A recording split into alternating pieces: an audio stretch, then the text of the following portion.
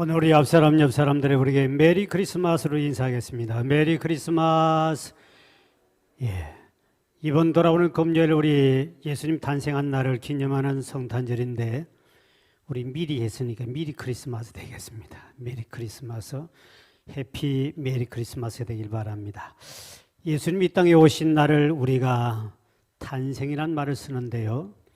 예, 오늘 제목은 예수님의 탄생이라 그랬습니다. 제가 이렇게 말을 쓴 것은 중국에서 한문의 뜻이 있기 때문에 우리나라보다 중국에는 일찍 복음이 들어가죠. 그래서 중국의 한문을 보면 많은 프로테이저가 이 성경에 나온 말을 가지고 한문된 굉장히 많습니다. 제가 그거 아는 것만 상당히 저도 많이 배웠는데요. 그렇게 해서 성경을 보면 중국의 말 중에 이 탄생이라는 말도 바로 예수님께만 꼭 붙여야 할 이유가 있다는 사실입니다. 저기 탄생인데요. 탄생은 우리가 태어날 탄자는 말씀원변에, 말씀원이죠. 말씀원변에 맞이할 연자입니다. 그러니까 이 말은 말씀이신 주님을 맞이한 날. 날생자는 뭐죠? 날생자는 사람 인변의 흙토자입니다. 사람이 어디서 만들었죠? 누가 하나님이 흙으로 사람을 지으셨다. 그래서 생자가 생긴 거죠. 그러니까 이 모든 것이 다 성경에 있는 말씀이에요. 성경에 있는 그대로 만든 것이 탄생이에요. 그래서 하나님이 흙으로 인생을 만드셨고요. 또 흙에서 우리 인생이 사람이 태어나게 되고요. 그 다음에 이렇게 예수님이 탄생이라는 거는데 우리나라에서는 탄신이라는 말을 비싼 말이 있습니다. 이 탄신은 높은 사람, 왕이나 높은 사람, 훌륭한 사람이 태어났을 때 탄신이라는 말을 써요. 그런데 이 2017년도 10월 17일 날 우리 정부에서 공휴일을 명시할 때 4월 초 8일을 석가탄신일 또는 부처님 오신 날 이렇게 합니다. 그렇게 국가에서 명시했고요. 근데 12월 25일 성탄절을 뭐라 그러냐? 기독탄신이라 이렇게 해놨습니다. 기독탄신일. 이건 말이 안 맞는 말이에요. 그래서 기독교에서 이거를 건의를 하기도 했는데요. 예수님 오신 날이라 하든지 아니면 성탄절이라든지 아니면 예수님이 탄생일 이렇게 말했는데 기독탄신일. 왜 부처님은 오신 날이라고 그러고 예수님 님자도 안 붙이고 그냥 기독탄신했느냐? 종교업체가 하는 거냐? 그래서 정부에 건의한 적이 있습니다. 그래서 이 탄생이란 말은 오직 예수님께 붙일 수 있는 우리 중요한 기독교 용어라는 것을 우리가 알고 이걸 많이 써야 됩니다. 아무리 유명한 사람에게도 탄생이란 말을 쓸 수 없고 우리 예수님을 탄신이라고 할 수 없는 것은 우리 예수님은 탄생이다.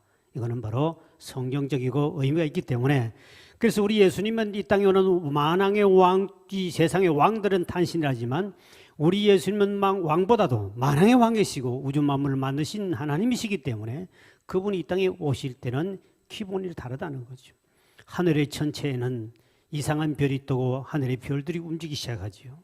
하늘의 천군 천사들은 동원하여 찬양을 하며 찬송이 울려 퍼집니다. 땅에 있던 헤롯 왕은 벌벌 떨면서 보좌에 앉아서 벌벌 떨고 있습니다. 요셉과 마리아에게는 천사가 나타나서 그 마리아에게는 성령으로 처녀가 임신하는 놀라운 기적이 나타나지요. 거기다가 동방박사들은 수천리 길을 별을 따라가서 그 먼 길을 따라가서 황금과 유황과 모래를 가지고 아기 예수께 예배를 드립니다. 그리고 또 예수님이 탄생을 통하여 인류 역사는 BC와 AD로 나뉘는 놀라운 역사, 세계의 모든 것이 바뀌고 새로운 역사가 나타나는 것이 바로 예수님의 바로 탄생입니다. 그렇기 때문에 우리는 이 예수님의 탄생은 세계적인 명절이요 인류 최고의 축복의 날이라는 것을 우리가 알아야 됩니다. 그래서 일반 사람들과 태어난 것은 분명히 구분해야 되기 때문에 예수님의 탄생이라 그럽니다. 그럼 왜 예수님이 땅에 탄생하셨을까? 그런 예수님의 이름에 벌써 그 뜻이 다 들어있다는 사실입니다. 그 첫째는 바로 자기 백성을 죄에서 구원하기 위해 오셨다. 오늘 본문의 마태복음 1장 21절에 우리에게 이렇게 말씀합니다. 시작. 아들을 낳으리니 이름을 예수로 하라. 이는 그가 자기 백성을 그들이 죄에서 구원할 자이심이라 하니라. 요셉이 마리아와 약혼하고 동거하기 전에 임신했다는 소식을 요셉이 듣게 되지요. 그래서 이젠 요셉은 큰 충격을 받고 저 여자하고는 이제 내 같이 살 사람이 아니구나 하고 조용히 끊어버리려고 했습니다. 그때 밤에 천사가 꿈에 나타났어요. 요셉아, 내 안에 들어오기를 무서워하지 말라, 두려워하지 말라. 그는 임신한 것은 다르게 한 것이 아니라 성령께서 임신하게 했다. 성령께서 잉태하게 한 것이야 하고 요셉에게 천사가 나타나서 가르쳐 줍니다. 그러면서 그 이름의 뜻을 가르쳐 줍니다. 하나님이 이미 이름을 예수라고 지었다. 그 태어나거든 예수로 하라. 그 뜻이 무엇이냐? 예수란 말은 자기 백성들을 그들 죄에서 구원할 자란 뜻이다. 아주 상세하게 천사가 가르쳐 줍니다. 그러니까 예수님 이 땅에 오신 탄생한 목적이 뭐냐? 바로 하나님의 선민, 하나님 택함 받은 백성들을 죄에서 구원하기 위해서 이 땅에 탄생하신 줄 믿으실 바랍니다. 그래서 예수님 이름 속에 이미 예수님 이 땅에 오신 목적이 거기에 기록되어 있다. 나를 위해 오신 주님, 나의 죄를 위하여서, 우리의 모든 죄, 여러분 죄, 나의 죄를 위해서 예수님이 이 땅에 오셨다. 그래서 우리 예수님은 모든 죄를 위하여 십자가에 그분이 지시고 부활하심으로 우리 모든 죄는 아담으로부터 내려온 원죄까지 모든 죄는 다 사함받고 우리는 모든 죄에서 용서받고 구원받은 백성이 된 줄 믿으실 바랍니다. 하나님의 자녀가 되고 천국 시민권을 가지게 되고 왕같은 제사장이 되는 엄청난 복을 받게 되죠. 예수님은 우리를 죄에서 구원하기 위해서 그분은 성령으로 잉태할 수밖에 없는 이유가 있습니다. 바로 성령으로 잉태하지 않고는 아담의 죄가 원죄가 그대로 있기 때문에. 어떤 두 남자가 요셉과 마리아가 그냥 결혼해가지고 자식을 낳았다면 그는 죄가 있어요. 아담의 원죄가 그대로 오니까 우리 죄를 사함받을 수 있는 제물이 될 수 없는 것이죠.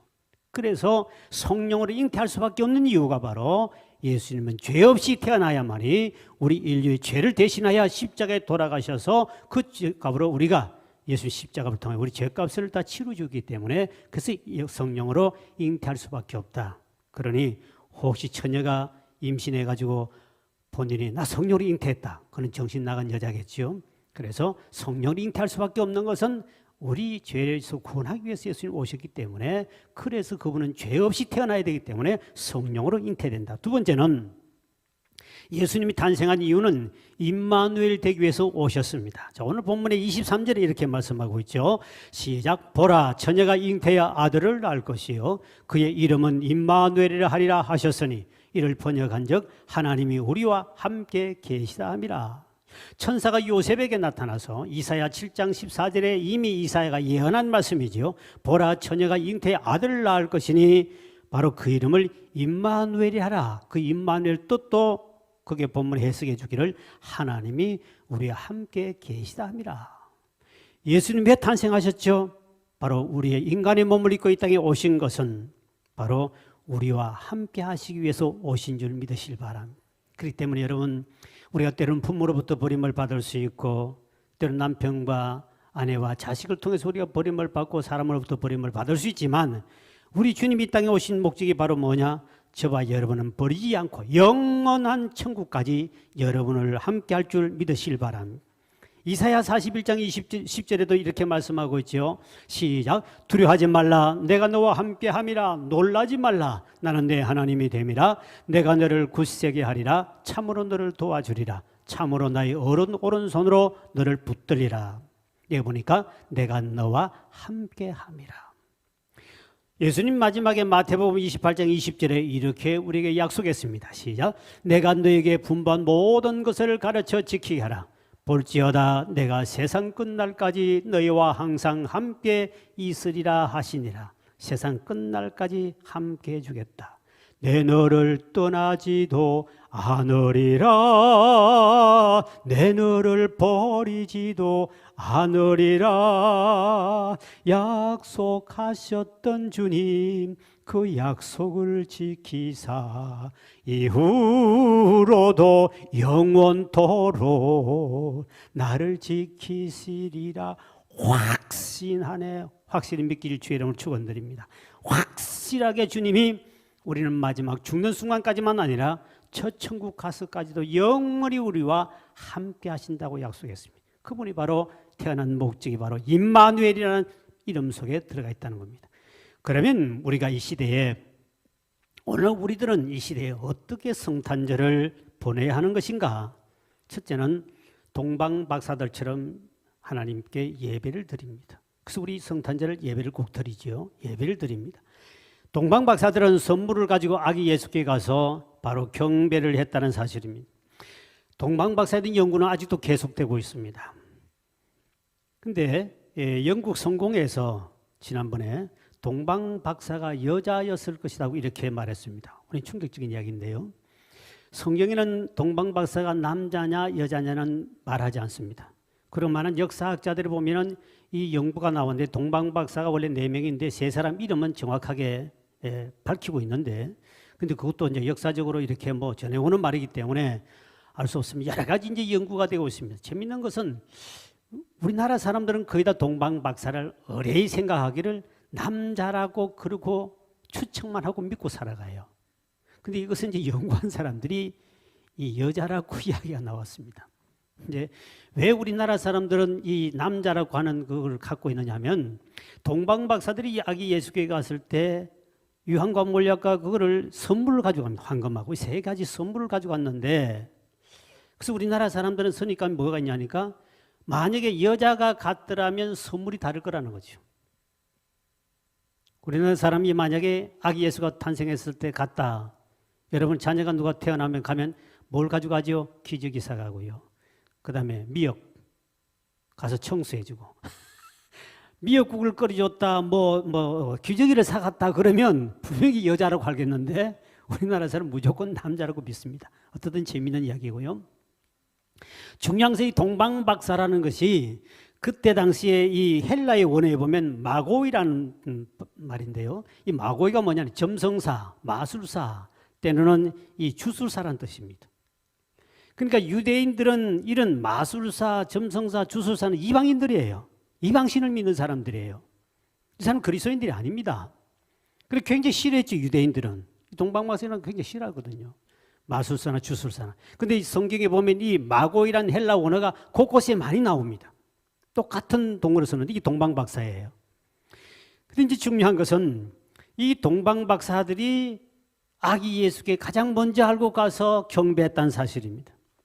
이 말은 아마 성탄절 날, 우리 성탄절은 이 안 믿는 사람, 교회 밖에 있는 사람들, 이런 사람들도 성탄절에는 관심을 갖고 있다는 사실입니다. 지금 우리나라 사람들은 성탄절 하면 안 믿는 사람은 장사하려고 그러고 돈 벌려고 그러고 술 많이 먹는 날이고 죄 많이 짓는 날로 그렇게 생각하고 있는데, 모두가 다 지금 우리나라 사람도 성탄절에 관심 없는 사람 없습니다. 안 믿는 사람 다 관심을 가집니다. 이것은 어떤 오늘 우리 주는 메시지는 바로 뭘까? 안 믿는 사람들도 성탄절을 뭔가를 기대하고 뭔가 그에 대해서 마음이 지금 열려 있다는 거죠. 이것은 오늘 우리가 그들에게 성탄절날 주님 앞에 데려와서 함께 예배드릴 수 있는 가족이나 안 믿는 식구들, 주변 이웃들을, 이때가 성탄절, 통계를 보면 성탄절을 통해서 예수 믿는 사람이 엄청나게 많습니다. 한 예를 든다면 오늘 이 강당상에서는 이 목사도 마찬가지입니다. 제가 처음으로 교회를 난생 처음으로 가본 것이 초등학교 한 4, 5학년 때 갔습니다. 그 앞에 이제 건너 마을에 교회가 있는데 그 교회를 처음 제가 갑니다. 가는데 우리 동네 송씨 집안에 딱 그 집안에 한 사람이, 할머니 한 분이 예수를 믿고 그 가족도 예수를 안 믿는데 그 할머니 한 분만 믿었어요. 그 어떻게 믿는지 모르거든, 시골에서. 근데 한 30세대가 좀 더 됐는데 우리 마을에 성탄절날 그 할머니가 찜떡이라 그러는데 떡을 이렇게 다라이에 이고 한 바퀴 동네를 돌더라고요. 애들아, 오늘 성탄절인데 교회 가면 떡 준다. 이거 떡 알지? 떡 준다. 그러니까 옛날에는 떡 준다 그러면 자다가도 벌떡 일어났습니다. 얼마나 귀합니까? 그때 초등학생들이 바깥에 있을 때 그 할머니를 보고 그냥 그대로 따라갔습니다. 금전 고무신 다 떨어진 거 질질 끓고 코 질질 흘리고 초등학교 다 그렇지 않습니까? 그래가지고 떡 얻어먹으러 교회를 들어갔습니다. 난생 처음인지 나는 그때 이제 처음 교회를 간 거지요. 그 교회를 딱 들어갔는데 참 감사한 그 성탄절 떡 얻어먹으러 가서 끝나고 난 다음에 조그마한 떡이 오늘 조그마한 것도 많이 안 줘요. 가난한 시장에 조그마한 떡 하나 주는데 그게 너무 맛있어요. 근데 참 감사한 것은 제가 그때 성탄절 처음 가고 그 길로부터 영원히 교회를 가지 않았지요. 20년 이상. 그리고 20년 가까이 안 다녔는데 결정적인 순간에 제가 예수를 믿을 수밖에 없는 순간이 바로 뭐냐니까 그때 성탄절 갔을 때 불렀던 노래를 앞과 뒤만 알고 중간에 다 잊어먹었는데 나도 모르게 그 찬송을 내 입에서 하고 있었다는 사실입니다. 언제? 초등학교 떡 먹으러 성탄절 갔는데 그때 처음 들은 노래인데 그때 그걸 안 부르고 잊어버렸는데 그 순간에 딱 앞과 뒤쪽만 찬양해도 중간에 다 모르고 그 찬송을 딱 부르는 순간 내가 왜 이 찬송을 부르고 있지? 나 예수 믿는 뜻이구나. 결정적인 순간이 바로 그거였습니다. 그리고 여러분 우리 어린아이들이나 이 성탄절에는 누구나 다 마음이 열려있다는 사실입니다. 예수님 그리고 그런 사람 이방인들이 성탄절 교회 오는 걸 그렇게 기뻐한다는 사실입니다. 왜? 그들에게도 복음이 들어가고 그들도 예수 믿고 예배하며 구원받을 수 있기 때문에. 그래서 여러분 성탄절에는 될 수 있는 가족들 이웃들라도 함께 여러분이 온라인 예배도 마찬가지예요. 들어가지고 그곳에 모여가지고 함께 예배드리면 그때 배운 고요한 밤 거룩한 밤 또 안 믿는 사람도 부를 수 있어요. 본인 또 모르게 어려울 때 그때 불렀던 노래가 갑자기 그것이 내서 구원을 받을 수 있는 길이 열리는 거죠. 그렇기 때문에 여러분 이 성탄절은 안 믿는 사람, 이방인들을 이런 사람들을 온라인 예배든지 여러분 이번 성탄절에도 함께 참여하시고 왜? 주님이 기뻐하십니다. 저는 그때 그 할머니 때문에 제가 교회를 처음 갔지만 처음 간 그것이 결국 예수 믿는데 엄청난 영향을 끼쳤다는 사실이죠. 그리고 찬송가 부르고 이런 것은 우리 그날 부르고 끝나지만 그러나 우리 머릿속에 입력되어 있습니다. 그래서 이 동방박사들이 이렇게 처음 예배들을 보니까 이방 사람들도 성탄절을 기뻐하고 마음이 열려 있다. 우리 이것을 전도의 동기로 우리가 이용해야 된다는 겁니다. 그 다음에 둘째로는 예수님이 이 땅에 오셔서 그분이 하신 일이 뭡니까? 가난한 자, 병든 자, 약한 자, 억눌린 자, 죄인들을 찾아가면서 그들을 위로해 주며 치유해 주시며 그들의 문제를 해결해 주셨습니다. 그러니까 오늘 우리는 이웃 사랑에 관심을 가져야 할 때가 바로 이 성탄절 때입니다. 지난 주간에 뉴스를 통해서 여러분들 많이 들었을 겁니다. 5개월 전에 어머니가 돌아가셨는데 그 집 아들은 발달 장애인이었습니다. 어머니가 그 돌아가시자 구더기가 생기니까 냄새가 나니까 본인 스스로 바깥에 나가가지고 노숙인이 돼버린 거죠. 그래서 길거리에 앉아가지고 글씨를 본인이 또박또박 썼습니다. 우리 엄마 5월 3일 날 돌아가셨어요. 도와주세요. 길거리를 써놓으니까 사람들이 저건 뭐 죽었는데 왜 저래? 아무도 관심 없이 갔는데 어느 복지사가 지나가다가 그 말이 마음에 걸리는 거예요. 도와주세요 하는 말에 어떻게 됐어요? 그 어머니가 어떻게 됐어요? 집에 있어요. 아니 5월 3일 돌아가신데 5개월 된데 집에 계신다고? 예. 그래가지고 경찰을 해가지고 같이 가는 거. 가봤더니 죽은 지가 5살 됐는데 이웃도 모르고 복지관도 모르고 CS도 모르고 아무도 모르는 거죠. 그 장애인이 나아가 이 길길 도와달라 해도 뭐 돌아가시면 돌아가지 부모 안 계신 천지인데 그게 무슨 관심? 아무도 관심 안 가졌다는 거죠. 이 지난주에 뉴스에 나온 겁니다. 요즘 우리 코로나 바이러스로 인해서 고독하게 우울하게 사는 사람도 많고요. 그리고 자식들도 요새 찾아오는 것도 귀찮아 여기고 서로가 안 오는 것이 예라서 안 옵니다. 거기다 전화까지 오면 혼자 사시면 죽었는지 살았는지 한 달 돼, 두 달 돼 모른다는 거죠. 이것도 모릅니다. 제가 그래서 우리 교육자, 사역자들 회의할 때 꼭 이 말을 자주 하죠. 적어도 교회 사역자쯤 되면 교구의 담당 목사가 되면 자기 교구에 있는 그 홀로 사시는 분하고 이런 분은 적어도 일주일에 한 번 이상은 전화해라. 그 안에 돌아가시면 누가 아들도 가끔 전화 오고 안 오면 누가 아느냐? 교회까지 모르면 이게 되는 거냐? 그래서 관심을 가져라. 그래서 여러분 이 성탄절 같은 데는 특히 우리 이웃을 예수님 이 땅에 오신 목적이 바로 뭡니까? 그분들을 가난한 자, 병든 자를 직접 찾아가신 거예요. 오라고 하지 않고 찾아가셨다고요. 그러니까 오늘 우리도 이웃에 보면 우리가 이렇게 어려움 당하는 사람 많아요. 저희 교회도 매년 우리 성탄절 헌금은 전부 다 구제 헌금을 쓰고 있어요. 올해는 저희들이 마스크를 많이 사놨습니다. 마스크를 사서 몇 장씩 이렇게 포장을 해가지고 선물로 또 어려운 사람들, 또 혼자 사시는 분들, 세례 안 받은 사람들, 이런 사람들 주로 찾아가서 보고 어떤 상황을 보고 하라고. 그리고 여러분들도 주변에 이웃에 어려운 사람이 있으면 우리 교회에다 연락해 주면 저희 교회에서 좀 돕고 있습니다. 그것도 성탄절 헌금 갖다 우리가 구제로 쓰기 때문에요. 중요한 것은 오늘날 많은 그리스도인들이 이런 이웃에 관심을 가져야 된다고 알고 있으면서도 우리 대한민국에 1,000만 명 이상 기독교인이 있으면서도 지금 죽어서 6개월 되고 5개월 돼도 아무도 모르는 이만큼 관심 없는 세상 살아갑니다. 어떻게 그리스도인이 이렇게 많은데도 그럴까요? 예수 믿는 사람 중에 착각하는 게 하나 있습니다. 교회 나오는 많은 그리스도인들이 자기 스스로는 다 착하다고 생각한대요. 왜? 본인이 좋은 생각을 하고 사니까 자기는 착한 사람이라고 기독교인은 거의 다 그렇다는 거예요. 좋은 생각하니까. 그 좋은 생각이 뭐죠? 나 돈 많이 벌면 고아를 도울 거야. 나 돈 많이 벌면 양로원을 세워서 홀로 사심을 도울 거야. 나 돈 많이 벌면 장애인들을 위해서. 나 돈 많이 벌면 구제하고 성교하니 할 거야. 이 마음을 가진 사람이 교인들은 거의 90% 이상이라는 겁니다. 착한 생각입니다. 좋은 생각입니다.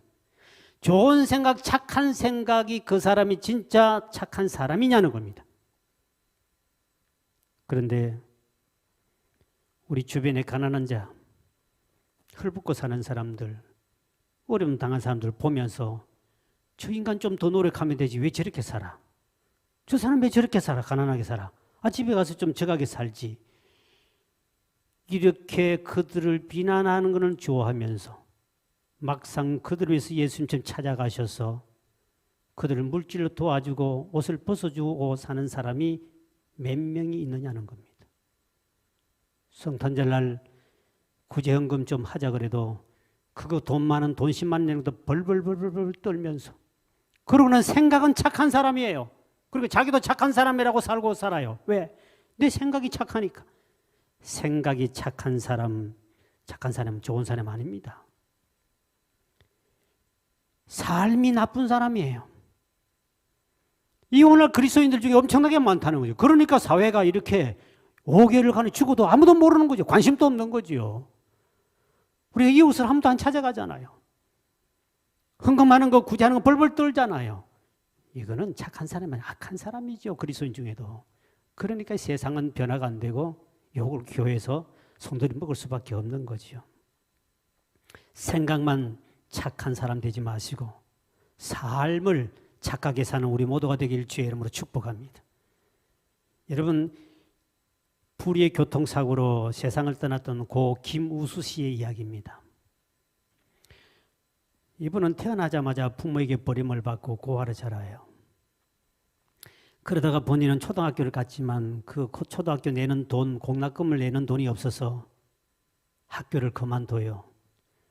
그리고 본인은 먹고 살아야 되기 때문에 돈을 벌기 위해서 나이트 클럽에 가서 그 뽀이 노릇하면서 사람들이 이렇게 막 끌어오고 이렇게 해서 열심히 밑에 가서 일을 해요. 돈 벌려고. 근데 그 사장 되는 사람이 돈을 먹고 날라버려요. 한 푼도 봉급 주지 않고 부도내고 날라버렸습니다. 본인은 완전히 거지가 되어버렸습니다. 많은 시간을 허비해서 거기서 일을 했는데 한 푼도 뒤에 죽고 막 그래놓고는 따가지고 날라버렸습니다. 결국은 본인이 살 의욕이 없어서 세상을 원망하면서 휘발유를 끼얹고 자살하다가 감옥을 갇히게 됩니다. 교도소를 들어갑니다. 교도소에 갇혔을 때 월간 잡지가 교도소 안에 들어오는데 그게 사과나무라는 월간 잡지였어요. 거기에 보면 그런 여러 가지 형편이 어려운 이야기들이 뭐 이런 것이 많이 기록되어 있는데 그게 형편이 어려운 세 남매에 대한 이야기가 그게 실려 있었습니다. 여동생 2명, 남자, 이 소년 가장인데 이 소년 가장 이하의 어린아이 꿈은 뭐냐니까 축구 선수가 되는 꿈이었어요. 그렇지만 현실이 너무 가난하니까 살 길이 없으니까 그 여동생 둘이를 어떻든 간에 같이 먹고 살아야 되기 때문에 그 꿈을 졌고 돈을 조금씩 벌어서 같이 먹고 살아요. 근데 이 소년 가장이 그 여동생이 허리를 다쳐가지고 허리가 좀 구부둥해진 거예요. 그러니까 학교 가는 애들이 자꾸 놀리는 거예요. 그러니까 이제 오빠로서 소년 가장으로서 가방을 하나 딱 이렇게 등에다 해주면 그 굽은 것이 보이지 않고 괜찮아서 가방을 사주려고 하니 가방 살 돈이 없는 거예요. 그런 사연이 그 사과남모라는 책에 쭉 기록되어 있는 거예요. 그래가지고 이 교도소에 가 있던 이 김우수 씨라는 사람이 그 사연을 보면서 나보다 더 어렵게 사는 사람이 있구나. 그가 가진 전 재산은 30만 원이었습니다. 그래서 10만 원을 빼가지고 가방을 사가지고 그 소년 가장에게 선물을 보낸 거예요. 보내고 난 다음에 어느 날 편지가 하나 왔습니다. 이분은 고아기 때문에 찾아오는 사람도 없고 편지 올 때도 없습니다. 근데 편지를 딱 찾아봤더니 아저씨 누구세요? 당신은 예수님 같습니다. 너무 감사합니다. 본인은 고아로 자랐기 때문에 한 번도 누구나 들을 수 있는 쉬운 말 감사합니다 이 소리를 듣고 사는데 자기는 아직도 한 번도 감사하다는 소리를 들어본 적이 없는 그런 칭찬도 받아본 적이 없는 사람인데 그 아이 소년 가장이 10만 원을 받고 난 다음에 그 선물을 받고 난 다음에 아저씨 누구세요? 예수님 같습니다. 감사합니다. 그 보는 순간에 가슴이 뭉클하면서 그 편지를 갖고 막 펑펑 울기 시작합니다. 야, 내가 이거 하나인데도 이렇게 감사하단 말을 해주구나. 그때부터 본인은 그 안에서 예수를 믿고 교도소 안에 예수를 믿고 내가 밖에 나가면 반드시 예수님처럼 그런 천사처럼 이렇게 그들을 도우며 살아야 되겠다. 다시 꿈을 가져요. 이 사람이 교도소에 출소를 해요. 밖에 나와가지고 이제는 조그마한 단칸방을 하나 얻어요. 그 단칸방에다가 그 어려운 아이들을 5명을 같이 잠을 자고 같이 먹고 산 본인은 중국집에 가서 배달하는 그 중국집에 가서 한 달에 70만 원을 받아요. 그 70만 원 돈 받아가지고 5명 식구를 다 먹여주고 단칸방에 같이 sab니다. 그 어려운 아이들을 그 속에서 5명을 돈 70만 원 받아 자기 먹고 살기도 어려운데 같이 5명을 그 안에서 먹여주고 재워주는 거예요. 이렇게 살다가 어느 날 교통사고로 이 사람이 죽습니다. 이 사연이 결국 신문과 TV를 통해 보도됐죠. 그래가지고 이 최수종 씨라는 연예인 이분이 주연 배우가 돼서 예수 믿는 크리스찬들만 모였어요. 저기 바로 철가방 우수 씨라는 건데요. 저기 영화 그 나왔던 저거예요. 여러분 지금도 볼 수 있어요. 들어가면. 근데 그래가지고는 이분이 최수종 씨가 예수 믿는 사람들이 다 모아가지고 이 영화를 제작을 한 거예요. 그 영화를 제작해서 기부천사 월급 70만 원을 가지고도 정말 예수님을 닮은 삶을 산 분. 그분이 진짜 그리스도인이죠. 그분 진짜 성탄절을 멋있게 지낸 분입니다. 우리는 그분보다도 훨씬 잘 먹고 잘 살아도 많이 벌면 한다. 돈 많이 복 주면 그때 하겠다는 사기꾼입니다. 지금은 여러분이 이 사람보다도 수십 배 더 잘 먹고 잘 사는 얼마나 많습니까? 그럼에도 불구하고 우리는 그때가 오면 그때 돈이 생기면 하겠다는 사람은 하나님 그런 사람 복을 안 주십니다. 예수님은 지금 현재 우리 삶이 여러분이 현장에서 주변 사람을 돌아보고 내가 있는 이 형편에서 배불러라 따뜻하게 사십시오 하지 말고 내 옷이라도 하나 벗어줄 수 있는 사람. 이게 오늘날 예수님이 지금 우리에게 바라는 거고 성탄절 우리 해야 할 일이란 사실입니다. 그리고 세 번째로 우리가 이 시대에 성탄절을 어떻게 보내야 합니까? 그랬을 때 다시 오실 예수 그리스도를 기다리는 영성을 가지고 살아야 한다. 다시 오실 예수 그리스도.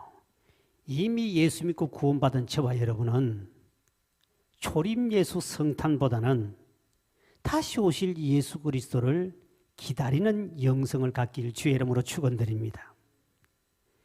여러분 이 기다림의 영성이라는 게 얼마나 중요하냐면은 구약 시대의 구약 성경은 모두가 초림할 예수 메시아를 기다림에 대한 성경입니다.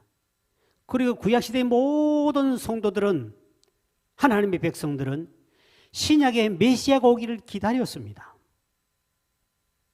그리고 예수님이 이 땅에 오셨어요. 우리는 신약 시대입니다. 신약 시대는 이제 오신 예수가 아니라 다시 예수님이 하늘을 가시기 때문에 다시 오실 예수 그리스도 재림 예수를 기다립니다. 중요한 것은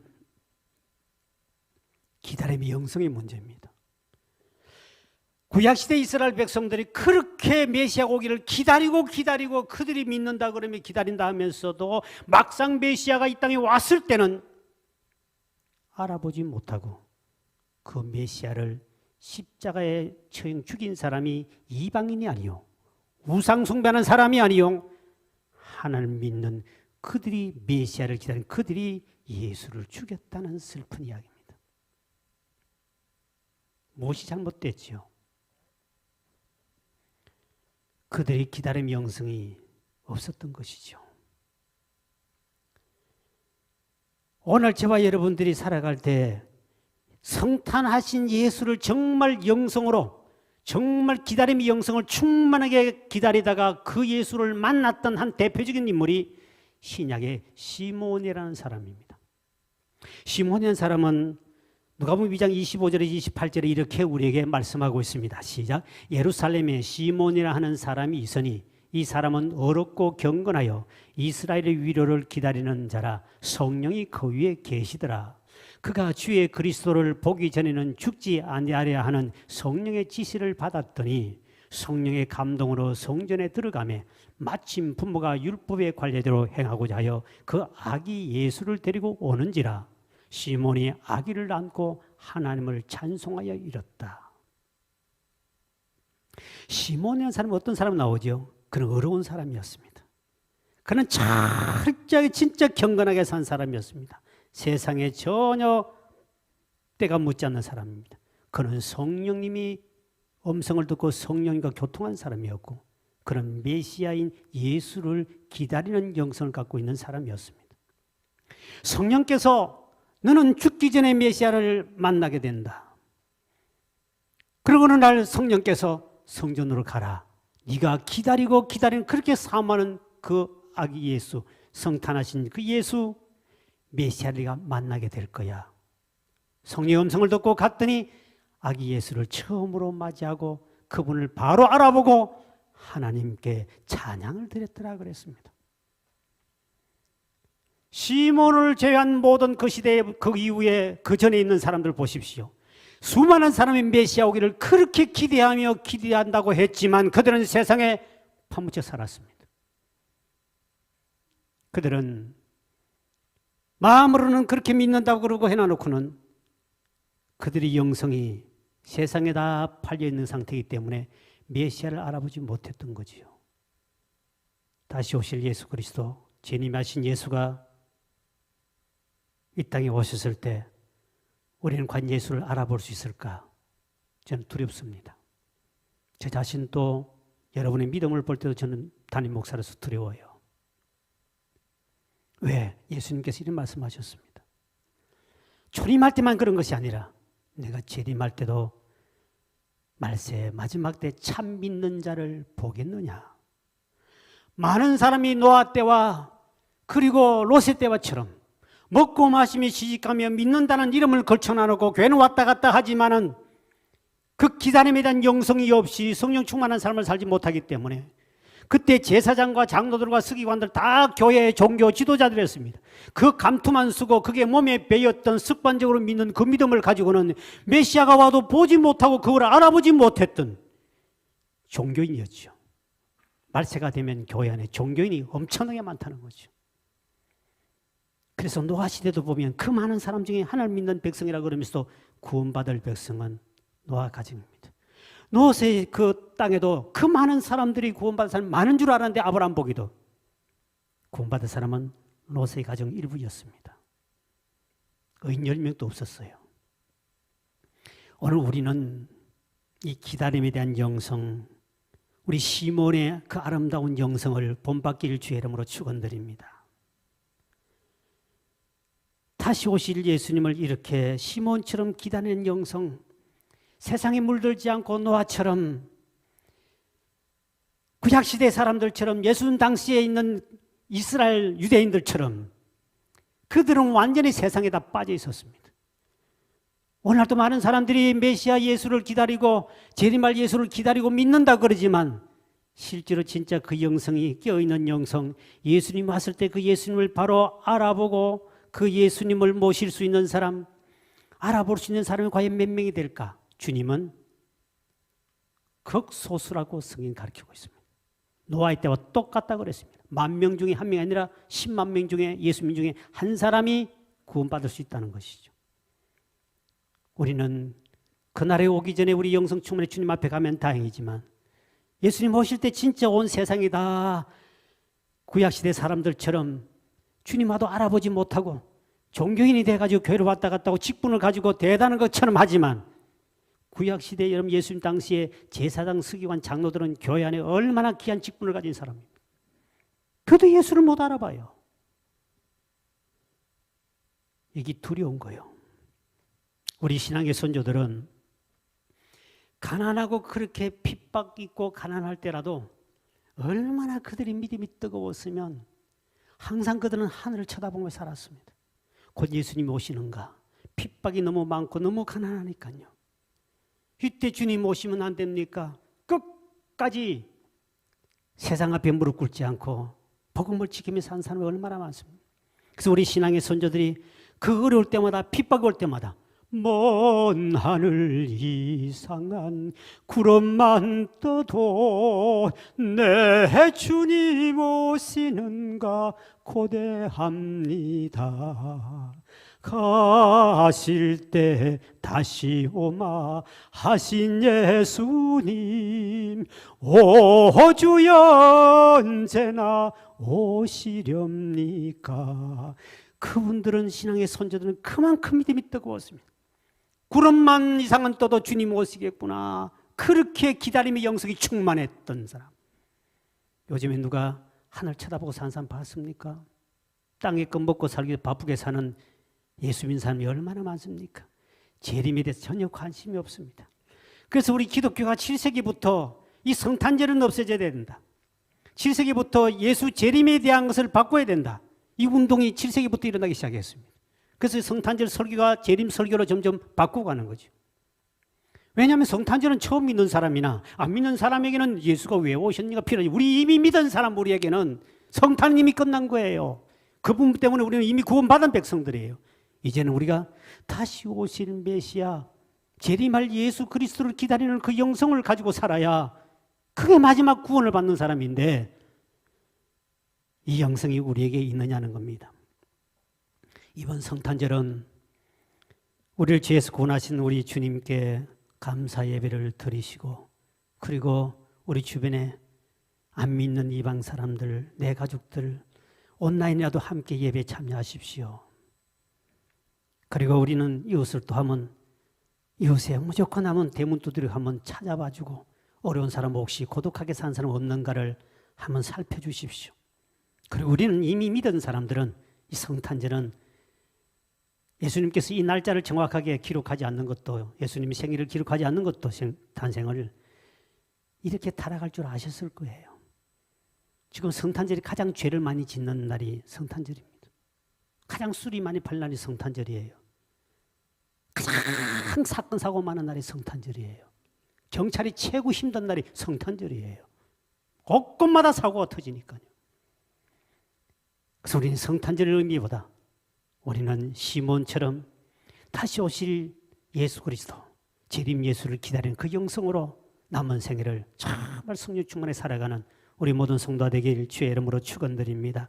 사랑의 많으신 아버지 하나님, 이 땅에 죄인들을 구원하게 오신 주님, 우리는 이미 예수 믿고 구원받은 백성들입니다. 그러나 이 성탄절을 통해 아직도 안 믿는 사람들도 성탄절에 관심을 갖고 마음을 열고 있사오니 이때 우리가 그들을 주님께로 인도해 함께 예배할 수 있도록 은총을 베풀어 주시고 내 가족, 내 친척과 내 이웃을 돌아보며 예수님처럼 그 가난한 자, 병든 자를 찾아가며 그들에게 주의 사랑과 주의 복음을 전할 수 있도록 우리에게 은혜를 베풀어 주옵소서. 그리고 이미 구원받은 백성들입니다. 아버지 하나님, 예수님이 초림할 때 그렇게 기다렸다는 사람들이 이스라엘 백성들이 예수님을 알아본 사람이 별로 없었습니다.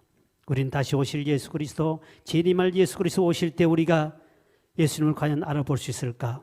오늘 시몬과 같이 우리에게 이와 같은 기다림의 영성을 통하여 끝까지 세상에 물들지 않고 다시 오실 예수 그리스도를 기다리며 아름다운 이 영성을 가지고 살아가는 우리 모든 성도가 될 수 있도록 은혜를 베풀어 주옵소서. 예수의 이름으로 간절히 기도하옵나이다. 아멘.